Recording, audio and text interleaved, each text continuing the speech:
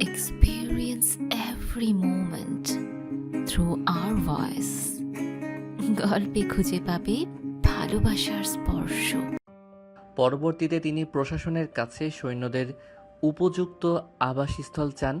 তিনি রাজধানীর উত্তর দিকের কুর্মিটোলাকে সেনানিবাসের উপযুক্ত স্থান হিসেবে চিহ্নিত করেন।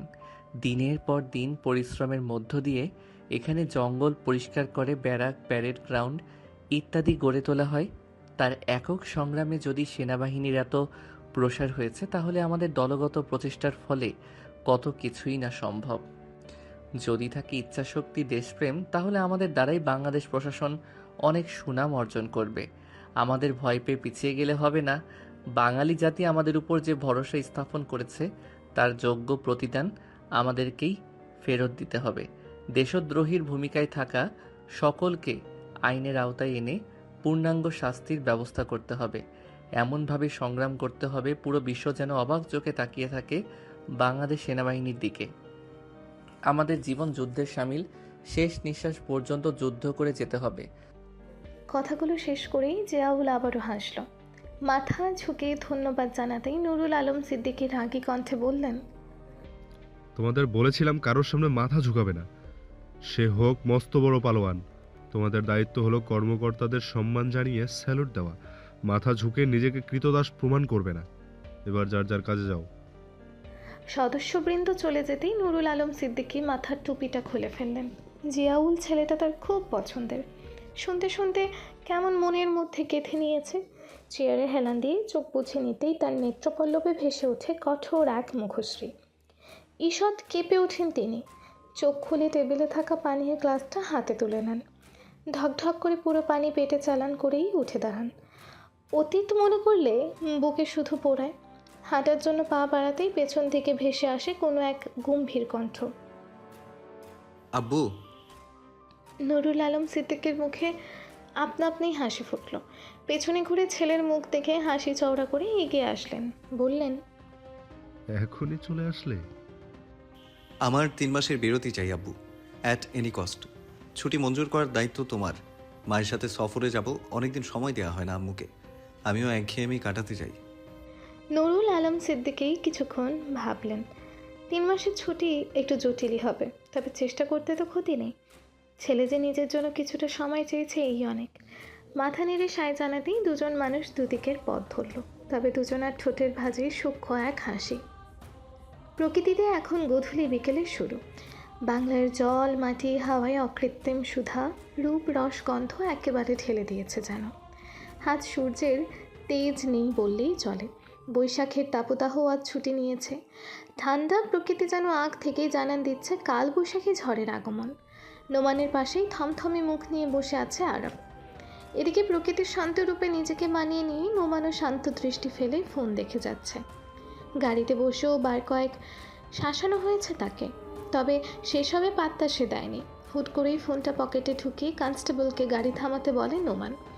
ছোটোখাটো এক জঙ্গলের পাশে কোনো রকম বাক্য ব্যয় না করে আরবকে নিয়ে বেরিয়ে যায় সে, প্রাকৃতিক কাজ সারার বাহানাতেই।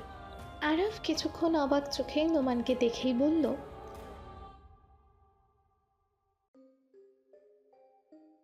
নোমান হাসল। গুনগুন করে গান গেয়ে কাজ সারতেই উঠে দাঁড়ালো সে। আরফের কাজ ঘেঁষে দাঁড়িয়ে বলে উঠল, আমাকে ধাক্কা দিয়ে দৌড়ান, পেছনে ঘুরবেন না। আজ রাতের মধ্যে শহর ছাড়বেন। পুলিশের চোখ ফাঁকি দিয়ে আরাফ পালিয়ে গেছে আব্বু। কথাটা বলতে বলতেই হাঁটুতে 2 হাত রেখে হাঁপাতে থাকে আফরা। মুখ হাঁ করে শ্বাস নিচ্ছে সে। বুকের ওঠানামা একেবারে কমে এলে সোজা হয়ে দাঁড়ায়। বাড়ি যাওয়ার উদ্দেশ্যেই বের হয়েছিল। সন্ধ্যা প্রায় হয়ে এলো। এখন না বের হলে রাত একটু বেশিই গভীর হবে। মনিরা অনেকবার থাকার কথা বলেছিল, তবে আফরা বারবার নাকচ করে দিয়েছে। মিহির সাথে কিছুক্ষণ সময় কাটিয়ে গেট পেরিয়ে কেবল বাইরে বেরিয়েছিল।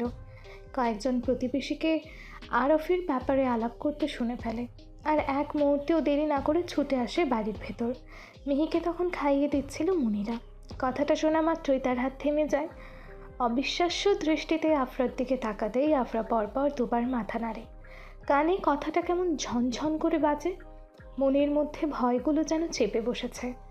আরাফ রাগের বশে তাদের ক্ষতি করার জন্য উঠে পড়ে লাগবে মনিরা বুঝতে পেরেছে। তবে এখন তার কী করণীয়? তার সক্ষমতা খুব বেশি নয় তো। মানুষের সামনে গলা উঁচিয়ে কয়েকটা ছবি দেখিয়ে আরেকজনের হেল্প নিয়ে তা আপদ আর বিদায় করেছিল, কিন্তু এখন যে সেই আপদই তাদের জীবনে ঘূর্ণিঝড় নিয়ে আসবে, সামাল দিতে পারবে তো? যে মেয়ের ভবিষ্যতের কথা চিন্তা করে এত কঠিন পথে পা বাড়ালো সেই মেয়ের ভবিষ্যৎ কি তার মতোই হবে? ভীতু মুখশ্রীটা কেমন করুণ দেখাচ্ছে। আফরা এসে পাশে বসে, কাঁধে হাত রেখে ভরসা দেয়। এতটুকু ভরসায় যেন দরকার ছিল। খুব তাড়াতাড়ি নিজেকে সামলে নেয় মনিরা। মেয়ের দিকে তাকিয়ে মুখটা কঠোর করে নেয়। ষষ্ঠ ইন্দ্রিয়টা যেন তাকে সাহস দিচ্ছে, বারবার তাকে বলছে সে পারবে, মেয়ের জন্য হলেও তাকে পারতে হবে। মিহি মুখটা মুছে দিয়ে তাড়াহুড়ো করে আফরাকে উদ্দেশ্য করে মনিরা বলে উঠল, তোমার সাথে মিহিকে নিয়ে যাও আফরা, খুব দ্রুত, কেউ যেন দেখতে না পায়। মায়ের কথায় ভড়কে যায় মিহি। শক্ত করে আঁচল চেপে ধরে, কিছুতেই যাবে না সে। মনিরা অসহায় দৃষ্টিতে আফরার দিকে তাকায়। আফরার নিজেও মনিরার সিদ্ধান্তকে না মেনে বলে ওঠে, অসম্ভব বাবু, আপনাকে ছেড়ে শুধু মিহিকে নিয়ে আমি যেতে পারবো না। গেলে হয় তিনজনই যাব, না হলে আজ আমি এখানেই থাকছি। তুমি বুঝতে পারছো না আফরা, তোমাদের উপরে চরম রেগে আছে ও, ক্ষতি করে দিবে, আমাকেও সাথে নিয়ে যাবে। চরিত্রহীন বুড়ো যা কিছু করতে পারে। আপনি বিষয়টা বুঝতে পারছেন না আপু, আপনাকে একা পেয়েও ছেড়ে দেবে?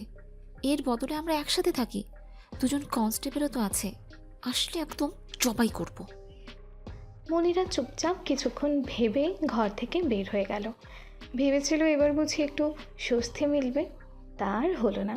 শাশুড়ির ঘরে ঢুকে শাশুড়িকে কাঁদতে দেখে মুখ বাঁকায় মনিরা। এই মহিলার আর কাজ নেই। কিছুটা রাগী কণ্ঠে বলে ওঠে, এত কাদার কিছু হয়নি আম্মা, নরপশুটা মরে গিয়ে ভালোই করেছে। আপনি কেঁদে কেঁদে এবার আমার মাথাটা খারাপ করবেন না, দয়া করে আমার সাথে আসুন। আপনার কুলাঙ্গার ছেড়ে পুলিশের চোখ ফাঁকি দিয়ে পালিয়েছে। সালেহা বেগম চমকে যায়। আকস্মিক চাচারতে ভড়কেও যায় সে। আপনা আপনি কান্না থেমে যায় তার। চটজলদি কানে থাকা হাতটা নিচে নামাতে যেতেই হাতে থাকা ফোনটা ফ্লোরে পড়ে যায়। ছোট্ট বাটন ফোনটা ঝনঝন শব্দ করে দুই ভাগ হয়ে যায়। মনিরার ভ্রু কুঁচকে আসে। একবার শাশুড়ির দিকে তাকায়, আর একবার নিচে পড়ে থাকা ফোনের দিকে। বুঝতে পারে না ব্যাপারটা। নিচু হয়ে ফোনটা তুলবে তার আগেই সালেহা বেগম ফোনটা তুলে লুকিয়ে ফেলে।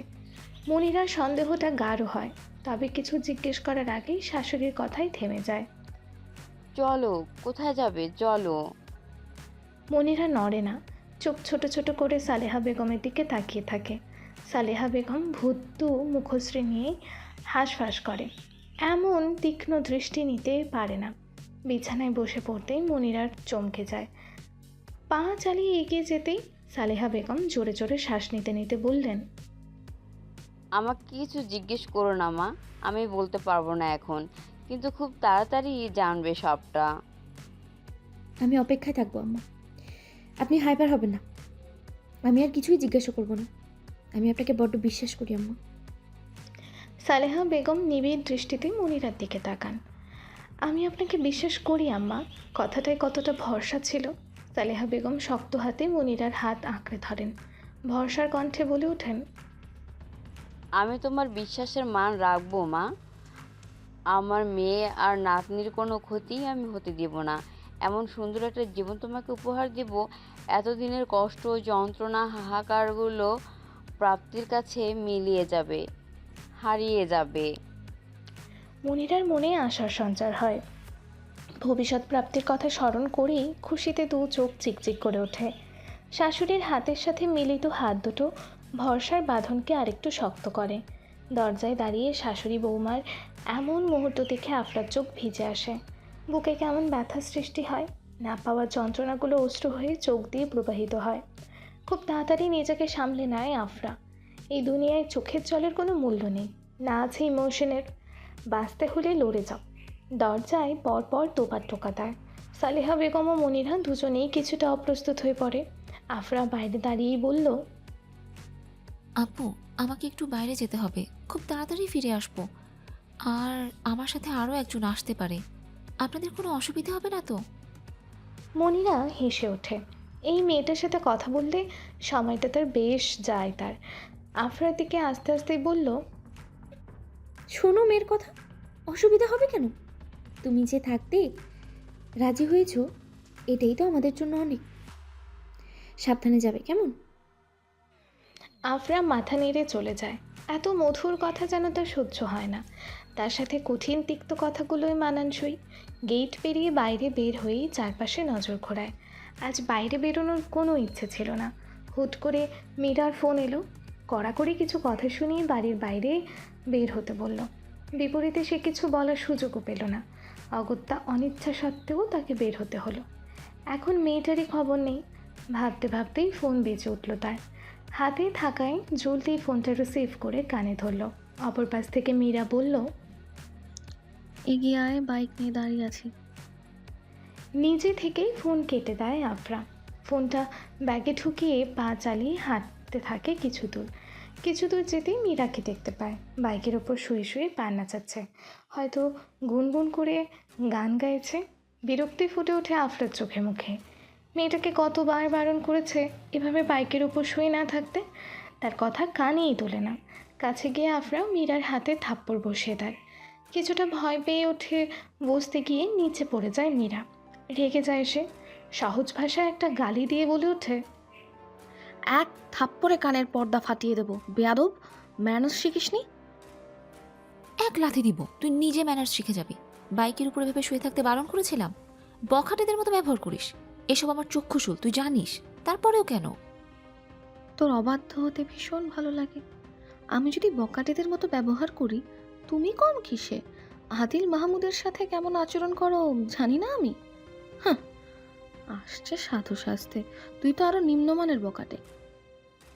প্রেম নিবেদন করলে যদি আমি বখাটে হয়ে যাই, তাহলে তো বলবো পৃথিবীর সকল প্রেমিক প্রেমিকাই বখাটে।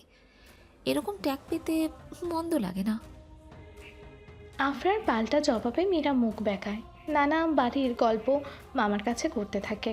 এমন ভাব মুখ বেঁকিয়েই বলে ওঠে, তোমার প্রেম নিবেদন নাকি ফাঁদ নিবেদন আমি জানি না। আমার সামনে ভুলভাল বকবি না। গুরুত্বপূর্ণ একটা কথা বলতে ডেকেছি, সেটা বলি। আফরা মাথা নাড়ায়, তবে তার দৃষ্টি মীরার দিকে নেই।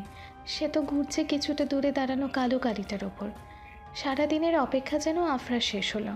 তার কল্পনার বাইরেও এই লোক চালাক, না হলে জনসমাগমে না এসে ঠিক রাতের আধারে লুকিয়ে এসেছে। তবে আফরার প্ল্যান যে অন্যরকম। এই মুহূর্তে তার কাজই আদিল মাহমুদের কাজে বাধা সৃষ্টি করা। মীরা কেবলই তার কথাটা বলতে যাচ্ছিল, আফরা মীরার কথা না শুনেই দৌড় দেয়।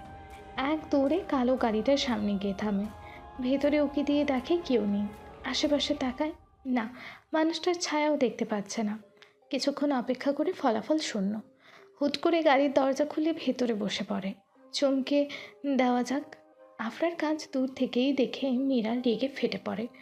তার কথা শোনার প্রয়োজন মনে করলো না। সেও এর শোধ না নিয়ে ক্ষান্ত হবে না। মেয়েটাকে অতিরিক্ত বাড়তে দিয়েছে। রাস্তায় পড়ে থাকা ইটের টুকরোয় লাথি দিয়ে রাগ প্রকাশ করে মীরা। কালো গাড়িটার দিকে রাগী দৃষ্টিতে তাকিয়ে বাইকে বসতে যাবে তার আগেই টের পায় তার পিঠে কেউ শক্ত কিছু ঢিল ছুঁড়েছে। পিঠে আপনা আপনি হাত চলে যায়। ব্যথায় চোখ মুখ কুঁচকে নেয়। সময় নিয়ে ব্যথা পাওয়া জায়গাটা হাত দিয়ে ডলে। বাইক থেকে নেমে পেছনে ঘুরতেই এতক্ষণের রাগের সীমাটা যেন বেড়ে যায়। এই লোকের জন্যই আফরা তাকে ইগনোর করছে। চেঁচিয়ে বলে ওঠে, ঢিল মারলেন কেন অসভ্য ছেলে? গম্ভীর মুখশ্রী নিয়ে মীরার দিকে 2 হাত দূরে দাঁড়িয়ে আছে আদিল। অসভ্য বলায় রাগ হয়নি তার। মীরার প্রশ্নের উত্তর দিতে বলে ওঠে, আপনি আমাকে ঢিল মেরেছেন, আমি আপনাকে ঢিল মেরেছি। সদবোধ, অসভ্য মেয়ে। অসভ্য বলায় দ্বিগুণ ক্ষেপে যায় মীরা। সে কখন ঢিল মারল? তেরে যেতে যেতে বলে ওঠে, এই আপনি কাকে অসভ্য বলছেন? আপনার সাহস তো কম না? ঢিল দেওয়া যদি আমি অসভ্য হই, আপনি নিশ্চয় আলাদা নয়। গলা নামিয়ে কথা বলুন। আদিল মাহমুদের সাথে কি এমনভাবে কথা বলে সাহস করে না? যে সাহস করে তার জীবনের বাতি নেমে যেতেও সময় লাগে না। রাগে হিতাহিত জ্ঞান হারিয়ে ফেলেছে মীরা। আদিলের হুমকি যেন তার কানেই পৌঁছাচ্ছে না। যদিও সে বুঝতে পেরেছে ভুলটা তার। রাস্তা খালি আছে নাকি না দেখেই ইট ছুটেছে। তবে সে স্বীকার করতে নারাজ। আদিল মাহমুদের সামনে তো নিজেকে আরও দুর্বল প্রমাণ করা যাবে না। দ্বিগুণ চেঁচিয়েই বলল, আমি না হয় না দেখে দিয়েছি, তাই বলে আপনি জিজ্ঞেস না করে ঢিল ছুড়বেন? বলি ঘরে মা বোন নেই? মেয়েদের সাথে কিভাবে কথা বলতে হয় জানেন না? আদিল এবার রেগে যায়। আফরা ইবানাত মেয়েটার পর এই মেয়েটা তার সামনে এমন উঁচু গলায় কথা বলছে। যদিও সে এরকমটাই আশা করেছিল, আফরার বিশেষ বান্ধবী বলে কথা। তবে কেন যেন মেনে নিতে পারছে না, ইচ্ছে করে ঠাস করে চর বসে দেয়। মীরা স্তব্ধ হয়ে যায়, গালে হাত দিয়ে কিছুক্ষণ তাকিয়ে থাকে। আদিল হাত উঁচিয়ে কিছু বলবে তার আগে মীরা পাল্টা থাপ্পড় মারে। পরিবেশ থমথমে হয়ে যায়। আদিল হেসে ওঠে। মীরার মতো গালে হাত সে দেয়নি, তবে আঙুল বেঁকে গাল ঢলে দুবার। হেসেই বলে ওঠে, মস্ত বড় ভুল করে ফেললেন। আপনি এবং আপনার বান্ধবী দেখছি একই ধাঁচের, তবে আদিল মাহমুদের সাথে লাগতে আসা কোনো বুদ্ধিমানের কাজ নয়। বয়স অল্প তো, ভুল হওয়াটাই স্বাভাবিক। আদিল মাহমুদের কাছে ভুলের ক্ষমা নেই। Just wait and see miss Meera. Adil হাঁটা ধরে। মীরা আর কিছু বলে না, তবে মনের মধ্যে জেদ চেপে বসে। কথাই না বুঝিয়ে নিজের সাহসের গতিটা মীরা অন্যভাবে বোঝায়। বাইকে উঠে সর্বোচ্চ স্পিড দিয়ে আদিলের কাছ ঘেঁষে সাঁই সাঁই করে চলে যায় সে। আদিল বিচলিত হয় না, বরং ঠোঁট বেঁকিয়ে হাসে। মনে মনে সাংঘাতিক যুগল দুইটা শব্দ বিড়বিড় করে। গাড়ির কাছে গিয়ে দাঁড়িয়ে ভাবলেশ বলে ওঠে, আপনি চাইলে এর থেকে দামি গাড়ি আমি আপনাকে গিফট করতে পারি, তাই বলে চুপি চুপি অন্যের গাড়িতে উঠতে হয়? হেলান দিয়ে বসেছিল আফরা। আদিলের কণ্ঠস্বর শুনেই লাফিয়ে ওঠে সে। কথাটা তেমন গ্রাহ্য করে না। আদিল যে তাকে আগেই দেখতে পেয়েছিল বুঝতে বাকি থাকে না আর। নিজেও ভাবলেশীনভাবে উত্তর দিয়ে হাসে। অন্যের বলছেন কেন? ভবিষ্যতে আমার আপনার কি আলাদা হবে নাকি? সবই তো আমাদের। আদিল গাড়িতে উঠে বসলো। গাড়ি স্টার্ট করতে করতে বলল, তারপর বলুন, আজ কি উদ্দেশ্য নিয়ে আসলেন? আমি আপনাকে সারাদিন আজ খুঁজেছি ওই বাড়িটায়। অবাক হয়েছিলাম জানেন, আশরাফ উদ্দিনের ছেলের এত বড় হত্যাকাণ্ড, তার উপর আপনাদের কেনা পুলিশ অফিসারের মৃত্যু, আর আপনি নেই। মানতে কষ্ট না হলেও ভাবাচ্ছিল। এই দেখুন, এখন ভাবাভাবির টাও চলে গেল। আপনাদের একটু হলেও মন আছে বলতে হবে। সহানুভূতি দেখাতে চলে এসেছেন, সেটা হোক চুরি করে। জবাব আসে না। আদিল মন দিয়ে গাড়ি চালায়। আফরার বাড়ির সামনে গাড়ি থামিয়েই মুচকি হাসে। দরজা খুলে দিয়ে বলে ওঠে, আদিল মাহমুদের জীবনে সহানুভূতি বলে কোনো শব্দ নেই। সে নিজের লাভ স্বার্থ ছাড়া এক পাও বাড়ায় না। সেখানে আশরাফুদ্দিনের মতো মানুষকে, যে আমার জীবনে কোনো প্রভাব ফেলতে অক্ষম, তাকে নিয়ে ভেবে মস্তিষ্কের জ্বালা বাড়ানো আদিল মাহমুদের সাথে যায় না। এই যে আপনাকে রেখে গেলাম, এর মধ্যেও স্বার্থ রয়েছে। ঠিক সময় মতো টের পাবেন। আপনাকে মেরে টুকরো টুকরো করলেও যে উদ্দেশ্যের কথা আপনার মুখ থেকে বের হবে না, সে উদ্দেশ্যে আমি আপনার সাথে থেকে বের করব। কথাটা বলেই আফরার কাঁধে হাত রাখে আদিল। আফরা শান্ত দৃষ্টিতে আদিলের চোখে চোখ রাখে। কোনো রকম ভঙ্গিমা প্রকাশ না করেই আদিল ধাক্কা দিয়ে গাড়ির বাইরে ফেলে দেয় আফরাকে। আফরা ব্যাপারটা বুঝতে বুঝতেই অনেকটা দেরি হয়ে গেছে। ততক্ষণে সে মাটিতে গড়াগড়ি খাচ্ছে, জামা কাপড়ে ধুলো চিকচিক করছে। রক্তচক্ষু নিয়ে আদিলের দিকে তাকাতে আদিল গা জ্বালানো হাসি দিয়ে তাচ্ছিল্য কণ্ঠে বলল,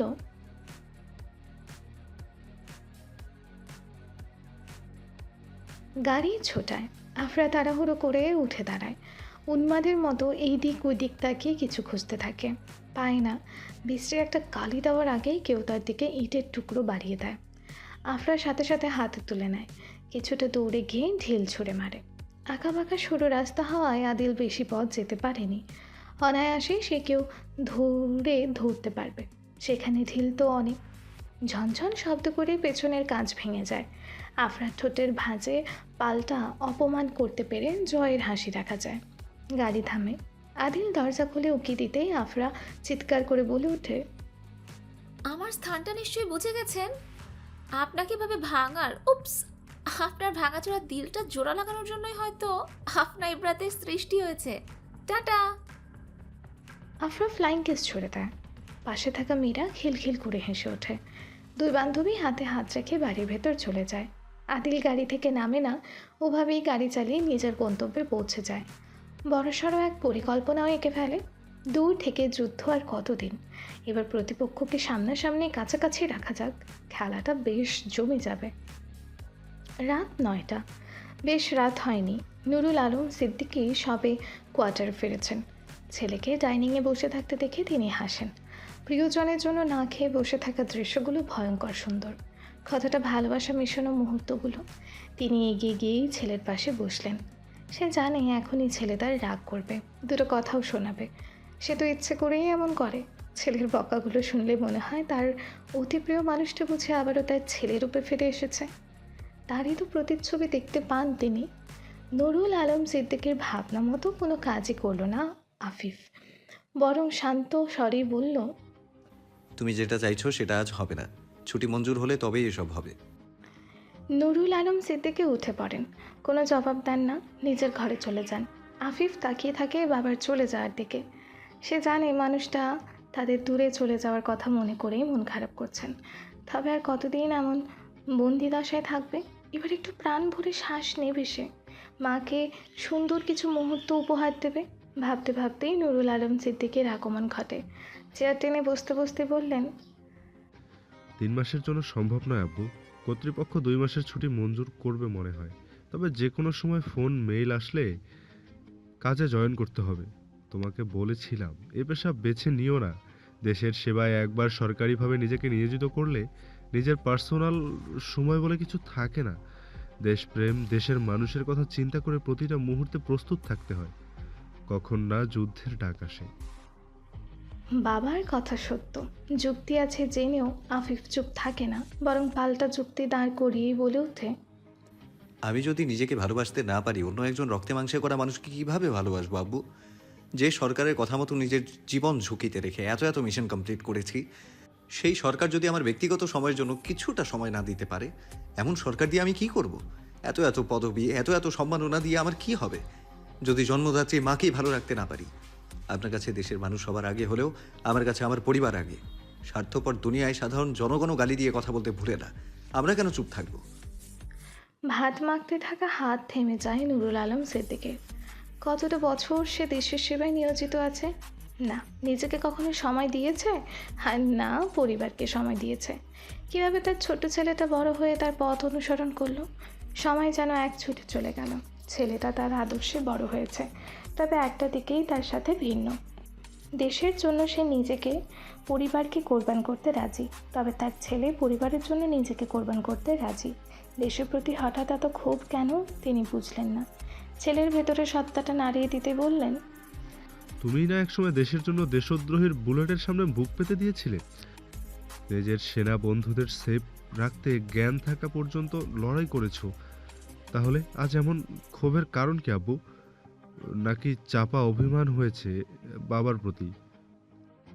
আফিফ জবাব দিল না, পাতে পানি ঢেলে হনহন করে চলে গেল। নুরুল আলম সিদ্দিকী হাসলেন, তবে উঠলেন না। খাবার শেষ করে উঠলেন। কত কত মানুষ না খেয়ে থাকে, আর সে খাবার অপচয় করবে? কিছুক্ষণ বিশ্রাম নিয়ে ছেলের ঘরের দরজায় দাঁড়ালেন। গলা উঁচিয়ে বললেন, আমার থেকে কিছু লুকাচ্ছ আব্বু? তুমি হয়তো জানো না, তোমার কাছে তুমি খোলা বইয়ের মতো। যেহেতু গোপন রেখেছো, ধরে নিলাম অত্যন্ত ব্যক্তিগত বিষয়টা। নিজে থেকে বলার অপেক্ষায় রইলাম। যাই হোক, সরকার তোমাকে তোমার চাহিদা মতোই ছুটি দিয়েছে। শুধু বলবো, এমন কোনো কাজ করো না দেশের মানুষ সেনা সদস্যদের শত্রু বলে মনে করে। আব্বু তোমাকে বিশ্বাস করে। ইজি চেয়ারে বসে দোল খাচ্ছে আদিল। সময়টা এখন 10টার কাছে পৌঁছেছে। নেত্রপল্লব বন্ধ, মুখশ্রী গম্ভীর, হাতে শোভা পাচ্ছে রিভলভার। ড্রয়িং রুম থেকে আসা এক চেলতে আলো এসে যন্ত্রটায় পড়ে চিকচিক করছে যেন। হুট করে কেউ দেখলে গুপ্তধন ভেবে নিশ্চয়ই এগিয়ে আসবে, অথচ অন্ধকারে মিশে থাকা সাপটাকে দেখবে না। না দেখাটাই হয়তো তার জীবনের চরম ভুল হবে। আগুনের লেলিহান শিখা যেমন পুড়িয়ে দেয় ভেতর পর্যন্ত, গুপ্তধনের আড়ালে থাকা সাপটাও নিজের বিষ দাঁত বসিয়ে দেবে। সারা শরীর বিষে নীল হবে, ছটফট করবে, বাঁচার আশায় এইদিক ওদিক ছুটাছুটি করবে, অথচ কিছুক্ষণের অতিথি হয়ে ছটফটানিটুকু অন্ধকারেই মিশিয়ে দেবে। বন্ধ চোখের পাতা উন্মুক্ত হয়। আদিল রিভলভারটা কপালে চেপে ধরে। মুখে ফুটে ওঠে অদ্ভুত এক ভয়ঙ্কর হাসি। কিছুক্ষণ রিভলভারটার কপালেই চেপে ধরে রাখে, যেন এই রিভলভার ছুরি চাপটি তার কপালেরই এক অংশ। তারপর হুট করে উঠে দাঁড়িয়ে রিভলভারটা প্যান্টের ভাঁজে লুকিয়ে ফেলে। শক্ত বুটের গাম্ভীর্যতা দেখে গেট পেরিয়ে বাইরে চলে যায়। অন্ধকারে লুকিয়ে থাকা সাপটার বুঝি হিংস্রতা বেড়ে গেল। কার রক্ত ঝরবে আজ? কেই বা এই ভয়ঙ্কর মানুষটার ক্রোধের অনলে পড়বে? ধুলাবালি উড়িয়ে ডজন খানেক গাড়িকে ওভারটেক করে আদিল এসে থামে সেই সরু রাস্তাটায়। ওই যে দেখা যাচ্ছে বাড়িটা, আলো জ্বলছে। এখনও জেগে আছে নাকি? গাড়ি থেকে নামে, দুপা এগিয়ে গিয়ে আবারও পিছিয়ে আসে। বাধা পড়ছে কেন? কেউ তো বাধা দেওয়া নেই। তাহলে তার কি মন আছে যে মন সায় দিবে না? তাহলে কেন সে এগোতে পারছে না? শুধুমাত্র কৌতূহল? মেয়ে দুটোর মাঝে কী এমন আছে? কী এমন উদ্দেশ্য দুটো মেয়েরই? কেনই বা তাকে শত্রু ভাবছে? আজ পর্যন্ত কারোর কাছে শত্রুতার কারণ জানার প্রয়োজন মনে করেনি তো। তাহলে এবার কেন কারণ জানতে ইচ্ছে করছে? শুধুমাত্র এটা মেয়ে বলে? মেয়ে হয়ে এত বড় দুঃসাহস দেখিয়েছে বলে? এগুলো প্রশ্ন, ঠিকঠাক কোনো জবাব নেই। শুধু একটা জবাবই ক্লিয়ার, মেয়ে দুটো তার শত্রু, যাতে সময় মতো জীবন থেকে আউট না করলে তাকে পস্তাতে হবে। আর আদিল মাহমুদ কখনো পস্তাতে পারে না। কাছ থেকে কথা বলার শব্দ। আদিল ভাবনা থেকে বের হয়, সামনে তাকাতেই আফরা মীরাকে রাস্তার দিকে আসতে দেখতে পায়। একটু বিচলিত ভাব দেখা যায় না মুখশ্রীতে, বরং ক্রুড় হেসে পকেট থেকে রিভলভারটা বের করে শক্ত হাতে ঠিক সামনে বরাবর তাক করে। জোরে নিঃশ্বাস নেয় সে, ট্রিগারে চাপ দিতে গিয়েও দেয় না, নামিয়ে নেয় হাত। নিজের উপরই ক্ষোভের সৃষ্টি হয়। বাম হাত দিয়ে চুল খামছে ধরে চিৎকার করে ওঠে। আফরা মীরা দুজনেই চমকে যায়। ব্যস্ত পায়ে এগিয়ে এসে আদিলকে দেখে অবাক হয় দুজনেই। আবারও ফিরে আসার কারণ বুঝতে পারে না। আফরা এগিয়ে এসে কিছু বলবে তার আগে আদিল পুনরায় চেষ্টা চালিয়ে আফরার বুকের বাম পাশ বরাবর রিভলভার তাক করে। আঁতকে ওঠে মীরা, তবে আফরার মুখভঙ্গিমা আগের মতোই। আদিল হাসে। মেয়েটার দম প্রচুর, তবে তার হাতে সময় কম। এবার আর ট্রিগারে চাপ দিতে গিয়ে গুড়িমসি করে না আদিল। বিকট শব্দ, মেইলি চিৎকার, পরিবেশ কেমন ভারী হয়ে আসে। অন্ধকারে ওত পেতে থাকা নিশাচরও যেন ভয় পেয়ে যায়। কারো প্রাণ বুঝে সত্যি গেল। গেটের আড়ালে লুকিয়ে আছে আরব। এতক্ষণে শহর ছেড়ে চলে যাওয়ার কথা ছিল, তবে রাগ, প্রতিশোধ, স্পৃহা তাকে শহর ছাড়তে দেয়নি। প্রচণ্ড ক্ষোভ নিয়ে বাড়িটার দিকে তাকিয়ে আছে। এখন একটা ঘরে আলো জ্বলছে। ঘুমায়নি মনে হয়। গেটের বাইরে 3 জন কনস্টেবল দণ্ডায়মান। নিশ্চিত তার পালানোর খবর পুরো শহর ছড়িয়ে গেছে, না হলে এত কড়া গার্ড টহল থাকবে কেন? অপেক্ষা করছে সে বাবার জন্য। লুকিয়ে ফোন দিয়েছিল, বলেছে তো আসবে, তবে আসছে না কেন? ধৈর্য রাখা দায়ী হয়ে পড়েছে। হাত যেন নিষ্পিস করছে ভেতরে ঢুকে মেয়েটার গলা চেপে ধরতে। মন চাইছে প্রতিশোধের আগুনে জ্বালিয়ে পুড়িয়ে খাক করে দিতে। রাগে হিতাহিত জ্ঞান হারিয়ে আরাফ আড়াল থেকে বের হয়। ডান হাতে শোভা পাচ্ছে লোহার রড। মেরে ফেলার পরিকল্পনা করেই এসেছে যেন। রড হাতে ঝুলিয়ে কয়েক পা এগোতেই গাড়ির শব্দ ভেসে আসে। থেমে যায় সে। ধরা পড়ার ভয়ে এক ছুটে আড়ালে চলে যায়। খবর পেয়ে গেল কি? তাকেই খুঁজতে পুলিশ চলে এসেছে নাকি? শকুনের চোখ বের করে দেখার প্রয়াস চালায়। গাড়িটি ঠিক বাড়ি থেকে কিছুটা দূরত্ব বরাবর থামে। কেউ নেমে আসে না। সময় অতিবাহিত হয়ে যায় নিজ নিয়মে। আরাফের অপেক্ষা শেষ হয় না। মশাও কেমন বিদ্রোহ ঘোষণা করছে। লুকিয়ে থাকা মুশকিল। লোহার রডটা সেখানেই রেখে পিছিয়ে আসে আরাফ। কয়েক পা পেছাতেই দাঁড়িয়ে পড়ে সে। ঘাড়ে কারো গরম নিঃশ্বাস বাড়ি খাচ্ছে। শরীরের লোমগুলো দাঁড়িয়ে গিয়ে কাঁটা দিচ্ছে কেমন। ভয়ে গলা শুকিয়ে আসে আরাফের। পিছনে ঘুরে দেখার সাহস হয়ে ওঠে না। চিৎকার দিতে গিয়েও মুখ চেপে ধরে। নিজের ভুল সে খুব করে বুঝতে পারছে। পরে কি প্রতিশোধ নেওয়া যেত না? কেন সে রাগটাকে দমিয়ে রাখতে পারল না?